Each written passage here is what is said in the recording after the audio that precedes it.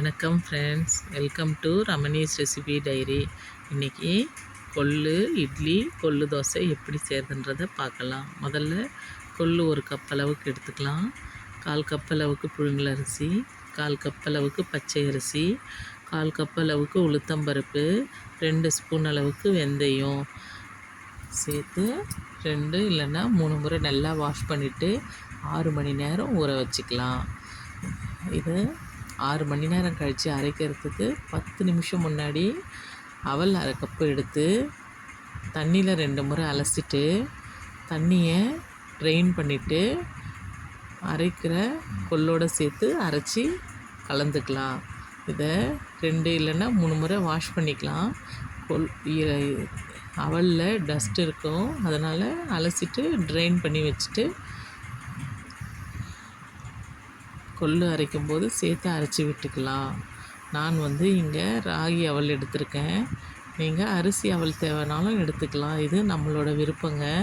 பாருங்கள், நல்லா அரைச்சி கலந்து விட்டுடலாம். ஓவர் நைட் புளிக்க வச்சுக்கலாங்க.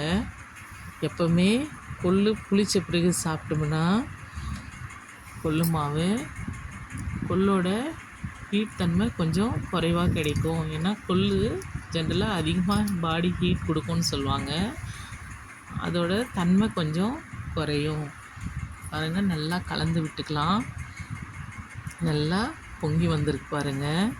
இது கூட கொஞ்சமாக உப்பு சேர்த்து நல்லா கலந்து எடுத்துக்கலாம். நாம் இப்போ இட்லி ஊற்றுறதுக்கு எவ்வளவு மாவு தேவையோ அந்த அளவுக்கு ஒரு பாத்திரத்தில் மாற்றி எடுத்துகிட்டு கொஞ்சமாக பேக்கிங் சோடா சேர்த்து நான் ஒரு பிஞ்ச் அளவுக்கு சேர்த்துருக்கேன்.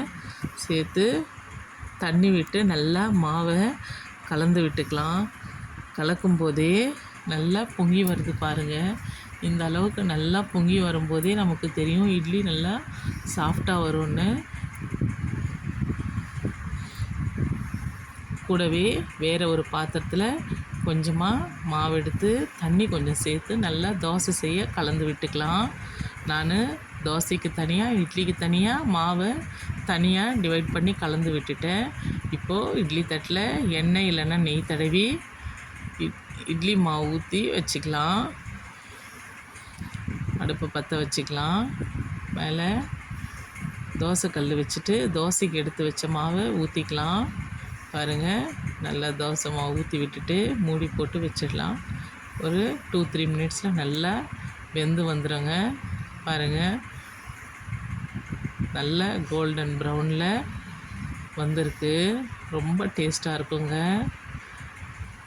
கொள்ளில் செய்கிற தோசை.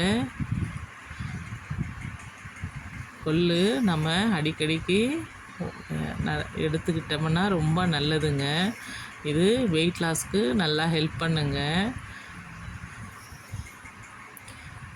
கொள்ளில் கால்சியம், ஃபைபர், ப்ரோட்டீன்ஸ் அதிகமாக கிடைக்குதுங்க. பாருங்கள், இட்லி நல்லா வெந்து வந்தாச்சு. பாருங்கள், ரொம்ப சாஃப்டாக இருக்குது பாருங்கள் இட்லி. நீங்கள் பாருங்கள், ரொம்ப சாஃப்டாக இருக்குது. நீங்கள் வீட்டில் ட்ரை பண்ணி பாருங்கள். உங்களுக்கு இந்த இட்லியும் தோசையும் பிடிச்சிருக்கும்னு நினைக்கிறேன். உங்களுக்கு பிடிச்சிருந்தா இந்த சேனலை லைக் பண்ணுங்கள், சப்ஸ்கிரைப் பண்ணுங்கள், ஷேர் பண்ணுங்கள். மறக்காமல் பெல் பட்டனை கிளிக் பண்ணுங்கள்.